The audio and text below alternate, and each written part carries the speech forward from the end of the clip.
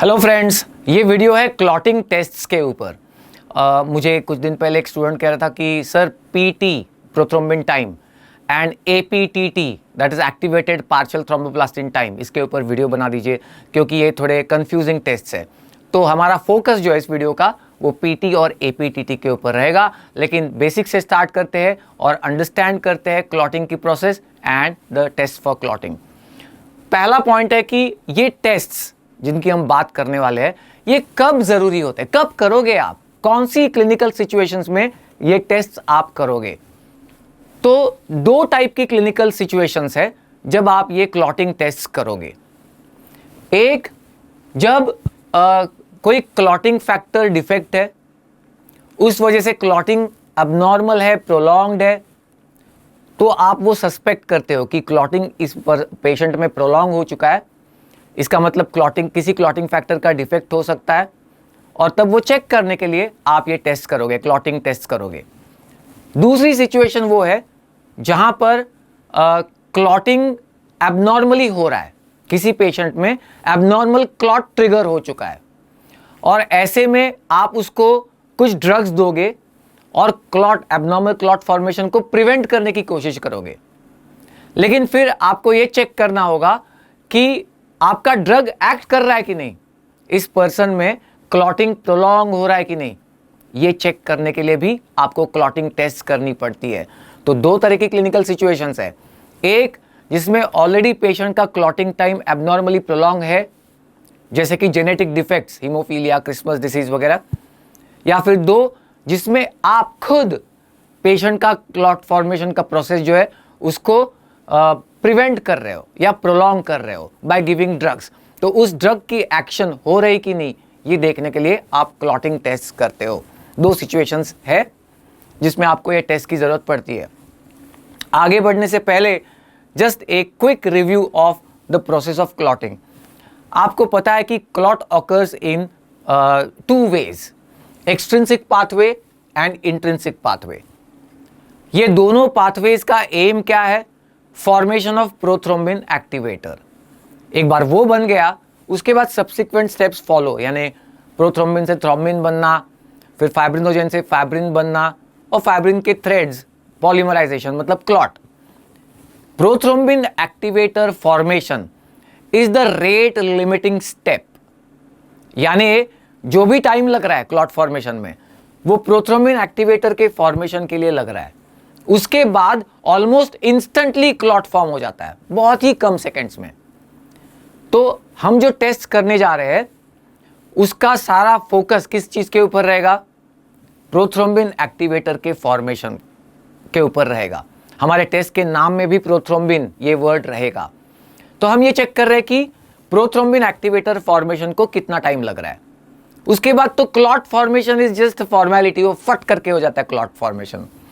और उसके बाद जो स्टेप्स भी लग रहे हैं, जैसे प्रोथ्रोम्बिन चाहिए, फाइब्रिनोजेन चाहिए, उनके लेवल्स नॉर्मल है ऐसा अज्यूम कर लिया जाता है इन पर्टिकुलर टेस्ट्स में, right. So aim of both pathways, अच्छा ये कंप्लीट कर लेते हैं। Extrinsic pathway and intrinsic pathway. Extrinsic pathway कहां से शुरू होता है? Tissue injury and tissue thromboplastin. Tissue thromboplastin जैसे रिलीज होता है तो फिर मैं थोड़ा सा शॉर्ट करके बताया है जहां पे हमारा फोकस रहना चाहिए। Tissue thromboplastin in the presence of factor 7 will form the prothrombin activator. यह है एक्सट्रिंसिक पाथवे। और इंट्रिंसिक पाथवे क्या है?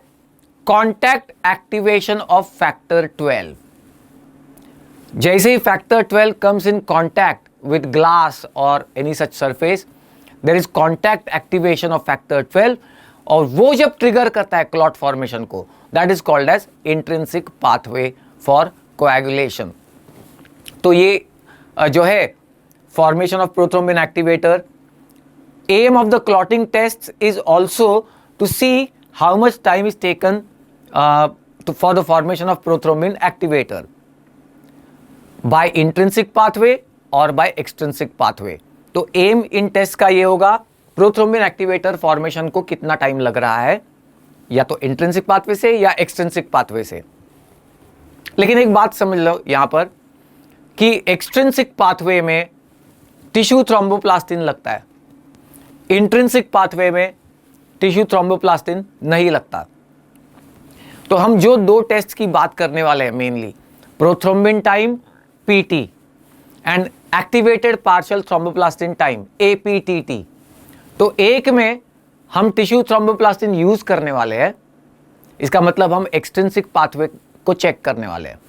दूसरे में हम टिश्यू थ्रोम्बोप्लास्टिन यूज नहीं करने वाले हैं, कॉन्टैक्ट एक्टिवेशन ऑफ फैक्टर 12 करने वाले हैं।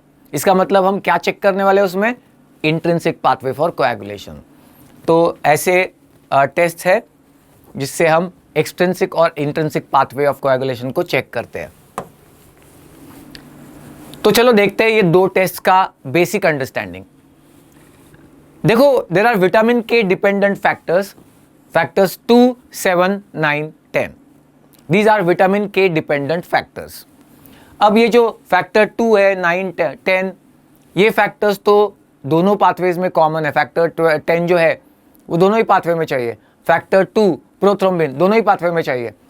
फैक्टर 7 जो है ये इन्वॉल्व है exclusively in the extrinsic pathway for coagulation. कौन सा? फैक्टर 7। ये सिर्फ मतलब एक्सट्रिंसिक पाथवे ऑफ कोएगुलेशन में ही ये यूज होता है, ओके। और ये विटामिन के डिपेंडेंट फैक्टर है। अब सोचो, आप विटामिन के एंटागोनिस्ट्स देते हो, विटामिन के एंटागोनिस्ट्स, तो क्या होगा, ये फैक्टर्स एक्टिवेट नहीं हो सकेंगे क्योंकि ये विटामिन के डिपेंडेंट फैक्टर्स है। तो आप ये विटामिन के एंटागोनिस्ट देते हो ड्रग्स, ऐसी सिचुएशंस में देते हो जहां पे एबनॉर्मल क्लॉटिंग हो रही है, पेशेंट में एबनॉर्मल क्लॉटिंग हो रही है, आगे हम डिटेल में और देखेंगे। और पेशेंट की एबनॉर्मल क्लॉटिंग को आपको प्रिवेंट करना है, स्टॉप करना है, तो आप विटामिन के एंटागोनिस्ट देते हो। क्या होगा, विटामिन के डिपेंडेंट फैक्टर्स काम नहीं कर सकेंगे, क्लॉटिंग फैक्टर्स, और वो काम नहीं कर सकेंगे तो क्लॉटिंग जो है वो प्रोलॉन्ग होगा। लेकिन अब आपको ड्रग तो आपने दे दिया, लेकिन आपको पता कैसे चले कि वो ड्रग की एफिकेसी है, मतलब वो ड्रग काम कर गया है, ये कैसे पता करोगे आप? तो उसके लिए टेस्ट है प्रोथ्रोम्बिन टाइम। तो सबसे पहली बात, prothrombin time PT is the test that checks extrinsic pathway for coagulation. क्यों? क्योंकि इसमें हम टिश्यू थ्रोम्बोप्लास्टिन ऐड करेंगे पेशेंट्स के ब्लड सैंपल में। तो हो गया ना extrinsic pathway for coagulation. All right, the second test, अब देखो फैक्टर्स 8 और 9, हमने अभी अभी देखा कि factors 8 and 9 are required for intrinsic pathway for coagulation. वो वहां यूज नहीं हो रहे, एक्सट्रिंसिक में नहीं यूज हो रहे। तो सबसे पहले आप ये दिमाग में बिठा लो, factor 7 for extrinsic pathway, factors 8 and 9 for intrinsic pathway exclusively. हाँ, बाकी कॉमन फैक्टर्स तो है ही। तो factors 8 and 9 are critical, crucial for intrinsic pathway for coagulation. अब ये फैक्टर्स डिफेक्टिव, डेफिशिएंट होते हैं in certain disease conditions like hemophilia, like Christmas disease.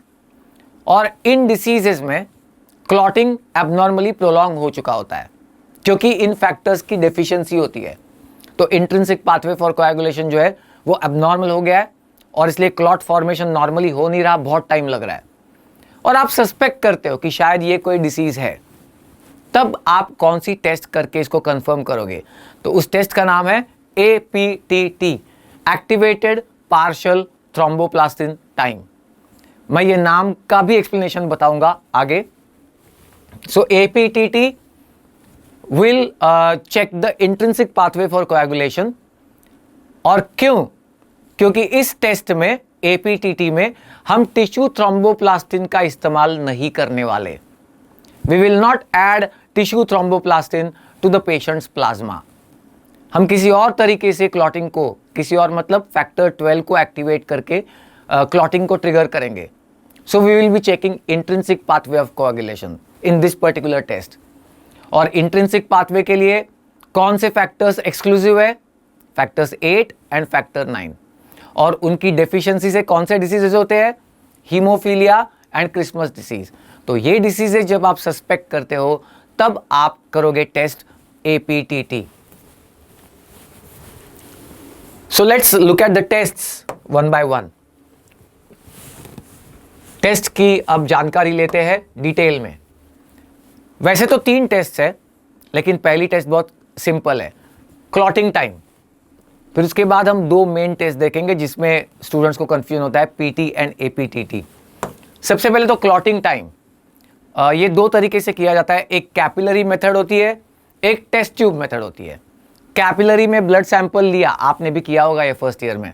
Capillary में ब्लड सैंपल लिया और फिर 30 सेकेंड्स में वो आप थोड़ा सा तोड़ के देखते हो, फाइब्रिन थ्रेड फॉर्म हो गया तो आप मानते हो कि क्लॉट फॉर्म हो गया एंड आप वो टाइम नोट करते हो। So that is clotting time by capillary method. और दूसरी टेस्ट ट्यूब मेथड है, यानी टेस्ट ट्यूब में ब्लड सैंपल लिया और वो टेस्ट ट्यूब थोड़े थोड़े टाइम में आप रॉक करके देखते हो, टिल्ट करके देखते हो। अगर ब्लड फ्लो हो रहा है इसका मतलब क्लॉट अभी फॉर्म नहीं हुआ, अगर थोड़ा भी बहुत ब्लड ऐसा लिक्विड स्टेट में है। और जैसे ही क्लॉट फॉर्म होता है उसके बाद जब आप टेस्ट ट्यूब टिल्ट करके देखते हो तो ब्लड बिल्कुल फ्लो नहीं करता, अब वो सॉलिड स्टेट में जा चुका है, इसका मतलब क्लॉट फॉर्म हो चुका है। तो ये 2 मेथड से करते हैं क्लॉटिंग टाइम। नॉर्मल रेंज तो आपको पता ही होगी 4 to 11 minutes in the test tube, लेकिन कभी कभी सिलिकॉनाइज्ड कंटेनर्स या सिलिकॉन कोटेड ट्यूब्स में भी हम ये टेस्ट करते हैं, तब क्लॉटिंग टाइम जो है वो 20 to 60 मिनट्स होता है, थोड़ा सा प्रोलॉन्ग हो जाता है बिकॉज ऑफ द सिलिकॉन। तो ये नॉर्मल रेंजेस है क्लॉटिंग टाइम के। अब देखते हैं मेन वो 2 टेस्ट जिसमें कंफ्यूजन रहती है। पहली है prothrombin time, PT। It is also called Quick's 1 stage procedure. Quick's क्या है? It was developed by Armand Quick, इसलिए इसको क्विक्स 1 स्टेप क्विक्स प्रोसीजर कहते हैं। Why 1 step? क्योंकि सिंगल स्टेप इन्वॉल्व है। पेशेंट के प्लाज्मा में आप टिश्यू थ्रोम्बोप्लास्टिन ऐड करते हो और फिर टाइम नोट करते हो कितने टाइम में क्लॉट फॉर्मेशन हुआ या प्रोथ्रोम्बिन एक्टिवेटर फॉर्म हो गया। बस एक स्टेप है। So it triggers clotting process in a single step and the name is misleading.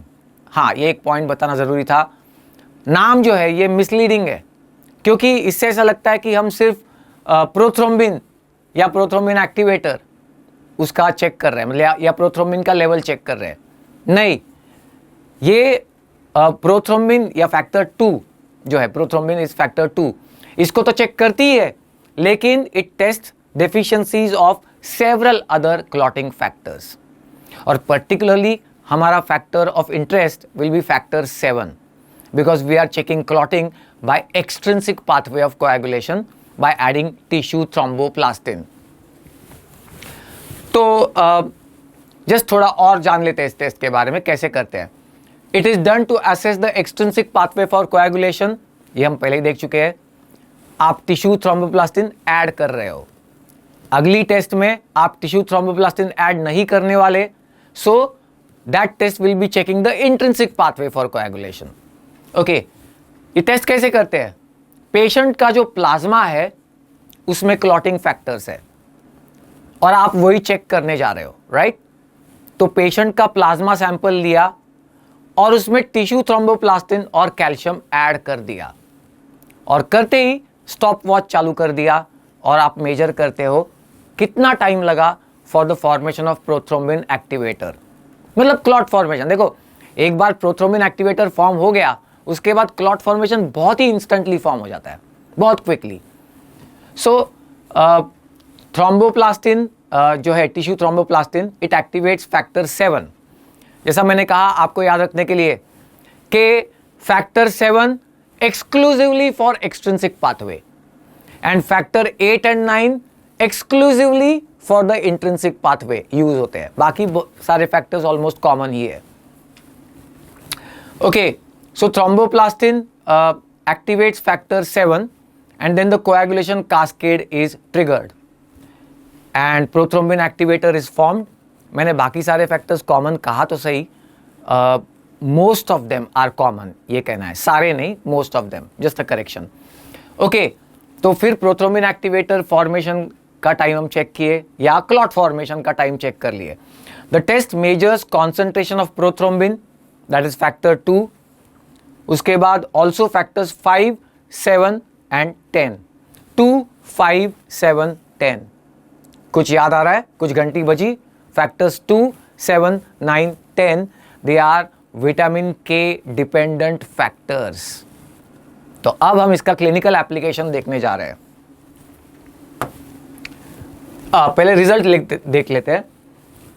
Normal prothrombin time is 11 to 16 seconds, लेकिन ये ऐसे ही मेंशन नहीं करते 11 to 16 सेकेंड्स. तो फिर मेंशन कैसे करते हैं? Prothrombin time of the patient's plasma is compared with that of the normal plasma. ये है पेशेंट का प्रोथ्रोम्बिन टाइम, ये है नॉर्मल प्रोथ्रोम्बिन टाइम या नॉर्मल पर्सन का prothrombin time, and then it is mentioned as a ratio INR, international normalised ratio. इस तरीके से इस टेस्ट को बताया जाता है.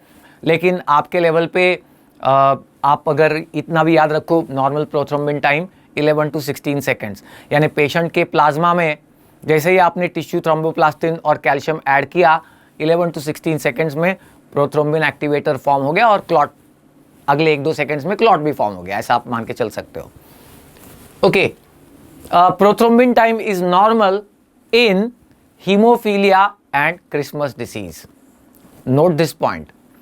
हम क्लॉटिंग चेक कर रहे हैं और haemophilia and Christmas disease they are clotting disorders, लेकिन इन डिसऑर्डर्स में प्रोथ्रोम्बिन टाइम इज नॉर्मल. क्यों? क्योंकि haemophilia factor 8 deficiency, Christmas disease factor 9 deficiency.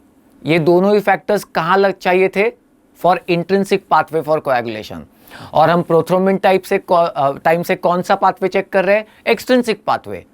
और इसलिए हीमोफीलिया या क्रिसमस डिसीज, इसमें prothrombin time will be normal because these factors 8 and 9 are not required in the extrinsic pathway. So prothrombin time will be normal in these diseases. Now the prothrombin time is prolonged in the deficiencies of, ये part सबसे important है, deficiencies of prothrombin, that is factor 2, then factor 7, 9 and 10. 2, 7, 9, 10. इनकी deficiencies में ये test abnormal होगी और prothrombin time prolong होगा. अब इसमें से फैक्टर 7 के ऊपर फोकस करो. फैक्टर 7, क्योंकि देखो फैक्टर 2 क्या था? प्रोथ्रोम्बिन, वो तो दोनों जगह चाहिए आपको. फैक्टर 10 क्या था? 10 to 10A, तो ये तो दोनों ही जगह चाहिए प्रोथ्रोम्बिन एक्टिवेटर फॉर्मेशन. लेकिन factor 7 exclusively for the extrinsic pathway, तो उसके ऊपर ध्यान रखना. नाउ ये 4 फैक्टर्स, इनकी डेफिशिएंसीज होने पर प्रोथ्रोम्बिन टाइम जो है वो प्रोलॉन्ग होगा, ये हमको अब पता है. अब उसमें से भी फैक्टर 7 हमारे लिए ज्यादा क्रूशल है क्योंकि वो exclusively used for extrinsic pathway है. Now these deficiencies will occur due to vitamin K deficiency. सबसे अहम part, factors 2, 7, 9, 10 they are vitamin K dependent factors. So vitamin K deficiency होगी तो ये फैक्टर्स एब्सेंट होंगे या डेफिशिएंट होंगे, और ये फैक्टर्स डेफिशिएंट होंगे 2, 7, 9, 10, तो क्या होगा? Clotting will be prolonged by extrinsic pathway and therefore prothrombin time also will be prolonged. ठीक, राइट. अब सवाल ये उठता है कि विटामिन के डेफिशिएंसी कब होती है? एक कॉमन कॉज है सीवियर लिवर डिसीज, क्योंकि देखो vitamin K is a fat soluble vitamin, correct. अब लिवर जो है ये बाइल सिंथेसाइज करता है नॉर्मली, और bile salts are required for absorption of fat and fat soluble vitamins. तो अगर बाइल नहीं रहेगा, सीवियर लिवर डिसीज है, तो बाइल सॉल्ट्स नहीं आ रहे. बाइल सॉल्ट्स नहीं आ रहे तो विटामिन के एब्सॉर्प्शन भी नहीं हो सकेगा, फैट का एब्सॉर्प्शन नहीं हो सकेगा और फैट सोल्यूबल विटामिन्स का भी. तो विटामिन के विल बी डेफिशिएंट, और विटामिन के डेफिशिएंसी अगर होगी तो फैक्टर्स 2, 7, 9, 10 ये 4 फैक्टर्स भी डेफिशिएंट रहेंगे और एक्सट्रिंसिक पाथवे फॉर कोएगुलेशन जो है वो अफेक्ट होगा, और इंट्रिंसिक भी होगा, factor 10 is there which is also involve in intrinsic, लेकिन खास करके फैक्टर 7। अब क्लिनिकल एप्लीकेशन देखते हैं इस टेस्ट का। आप ये टेस्ट कब करना चाहोगे? See there are certain clinical situations, जैसे कि मायोकार्डियल इन्फार्क्शन, इसमें आप प्रोथ्रोम्बिन टाइम करना चाहोगे। क्यों? क्योंकि एबनॉर्मल क्लॉट फॉर्मेशन होता है इन द कोरोनरी आर्टरीज, जिसकी वजह से इन्फार्क्शन की प्रोसेस स्टार्ट होती है। या फिर डीप वेन थ्रोम्बोसिस, लेग्स में डीप वेन थ्रोम्बोसिस, या फिर वो डिटैच होके सर्कुलेट हो रहा है और पल्मोनरी एम्बोलिज्म हो गया है, ये एबनॉर्मल क्लॉट ट्रिगर होने की वजह से। या प्रोस्थेटिक हार्ट वाल्व्स। अब ये ऐसी कंडीशंस है जिसमें ऐसा देखा गया कि abnormal clotting has been triggered. ठीक है, आप ट्रीटमेंट देना चाहोगे, एबनॉर्मल क्लॉट ट्रिगर हो चुका है, आप ट्रीटमेंट देना चाहोगे। और ट्रीटमेंट क्या देते हैं ट्रीटमेंट? तो ऐसे में आप देते हो oral anticoagulants, coumarin derivatives like warfarin. आप वॉरफेरिन देते हो, और पता है ये ड्रग्स क्या है? Oral anticoagulants. They are vitamin K antagonists. Yes, they are vitamin K antagonists. They will stop the vitamin K action, and if these drugs stop the vitamin K action, the action of factors 2, 7, 9, 10 will also be stopped. उसमें से factor 7 important था। क्यों? Extrinsic pathway for coagulation के लिए। तो आप ये drugs देने के बाद मॉनिटर कैसे करोगे कि आपका ड्रग काम कर रहा है, क्लॉटिंग प्रोलॉन्ग हो चुका है बाय एक्सट्रिंसिक पाथवे? तो आप उसकी टेस्ट करोगे prothrombin time, right? Monitor the prothrombin time and it should be prolong to about twice the normal value. Normal से डबल हो गई ये वैल्यू प्रोथ्रोम्बिन टाइम के, मतलब प्रोथ्रोम्बिन टाइम 25 to 30 सेकेंड्स या उससे भी ज्यादा हो गया है। इसका मतलब क्या? विटामिन के एंटागोनिस्ट आपने दिया, उसकी वजह से फैक्टर 7 काम नहीं कर रहा, तो क्लॉटिंग प्रॉपरली, मतलब आपने क्लॉटिंग को प्रोलॉन्ग कर दिया by preventing some clotting factor action. तो ये है प्रोथ्रोम्बिन टाइम का क्लिनिकल एप्लीकेशन। लेकिन समरी ये कि करते कैसे है? By adding tissue thromboplastin. इसका मतलब चेक क्या करते हैं? Checking the extrinsic pathway for coagulation. और चेक कब करते हैं? जब आप खुद किसी किसी क्लिनिकल सिचुएशन में ड्रग्स देते हो to prolong the clot formation, तो उस ड्रग की एफिकेसी चेक करने के लिए। कौन सा ड्रग? वॉरफेरिन। चलो अब देखते हैं अगली test, activated partial thromboplastin time, APTT। अभी naturally this test will be checking the clot formation by other pathway, that is intrinsic pathway for coagulation. So let's see the test now. APTT. It is also called prothrombin activator generation test. हम इस test में भी prothrombin activator को generate करने वाले हैं, उसके बाद तो क्लॉट फॉर्म होगा ही। Okay, now this is 2-step procedure. देखो वो पीटी जो थी टेस्ट, वो क्विक्स 1 स्टेज प्रोसीजर थी, यानी एक ही स्टेप में आपने प्रोथ्रोम्बिन एक्टिवेटर बना दिया था। यहां पे 2 स्टेप्स में होगी ये procedure. Okay, in PT thromboplastin was added to the plasma. Patient's plasma में हमने थ्रोम्बोप्लास्टिन, टिश्यू थ्रोम्बोप्लास्टिन ऐड किया था। तो हम चेक कर रहे थे extrinsic pathway for coagulation. APTT में हम टिश्यू थ्रोम्बोप्लास्टिन ऐड नहीं कर रहे, तो फिर क्या करने जा रहे हैं? Just check it here. APTT is to assess clotting by intrinsic pathway. और आपको याद होगा intrinsic pathway कैसे ट्रिगर होता है? Activation of factor 12, contact activation of factor 12. तो आप ब्लड सैंपल लोगे पेशेंट का, उसमें फैक्टर 12 है, आप कुछ कॉन्टैक्ट एक्टिवेटर्स उसमें ऐड करोगे और वो ऐड करने के बाद factor 12 will be activated and the clotting will be initiated by intrinsic pathway. तो ये अपनी प्रोसीजर होगी। Contact activation of factor 12 and high molecular weight kininogen prekallikrein, ये भी लगते हैं इंट्रिंसिक पाथवे में. This will trigger the intrinsic pathway without the addition of tissue thromboplastin. मैं बार बार यही कह रहा हूं कि यहां पे टिश्यू थ्रोम्बोप्लास्टिन का कुछ काम नहीं, हम चेक कर रहे हैं इंट्रिंसिक पाथवे फॉर कोएगुलेशन. नाम ऐसा क्यों है? Partial thromboplastin, activated partial thromboplastin time, because partial thromboplastin refers to the substances or reagents which are added to the blood sample. हम पेशेंट का ब्लड सैंपल लेंगे और उसमें हम कुछ सब्सटेंसेस ऐड करेंगे. तो मतलब एक नहीं है, बहुत सारे हैं, जैसे कि कैओलिन, जैसे कि सिलिका, जैसे कि एलाजिक एसिड. तो एक नहीं है, कई सारे रिएजेंट्स हैं हम जो ऐड कर सकते हैं, और इन सबको कलेक्टिवली कहा गया है पार्शियल थ्रोम्बोप्लास्टिन. और आगे एक और वर्ड क्या था? Activated partial thromboplastin time. Activated क्यों? क्योंकि ये ऐड करने पर there is going to be contact activation of factor 12.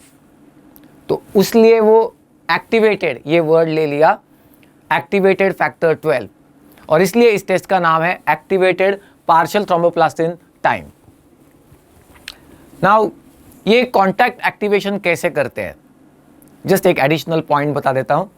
Negatively charge surface of these substances, kaolin, silica, ellagic acid, इनका निगेटिवली चार्ज सरफेस होता है.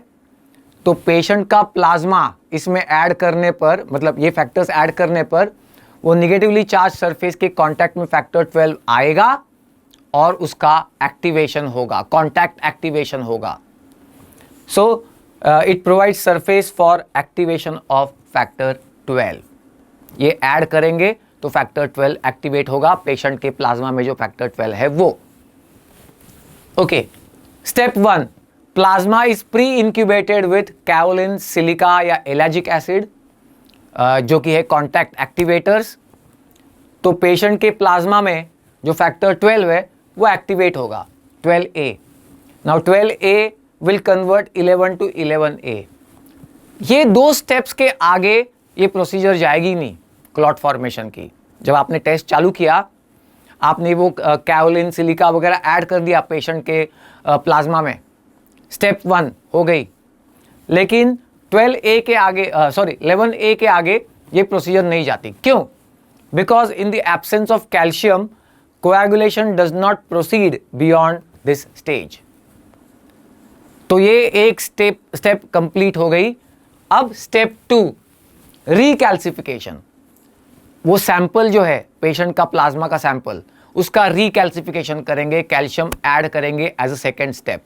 और जैसे ही वो ऐड करेंगे तो आगे की स्टेप्स फॉलो होंगी, और factor 9 to 9A and in the presence of factor 8 prothrombin activator will be formed and the clot will be formed.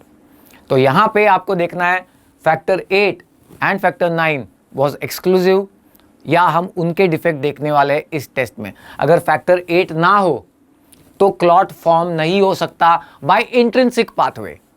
और हम यही तो डिफेक्ट देखने चले हैं कि पेशेंट के प्लाज्मा में फैक्टर 8 है या नहीं. ये चेक करने का तरीका क्या? इंट्रिंसिक पाथवे फॉर कोएगुलेशन, क्योंकि फैक्टर 8 लगता है in the intrinsic pathway for coagulation. और ये हम चेक कैसे कर रहे हैं?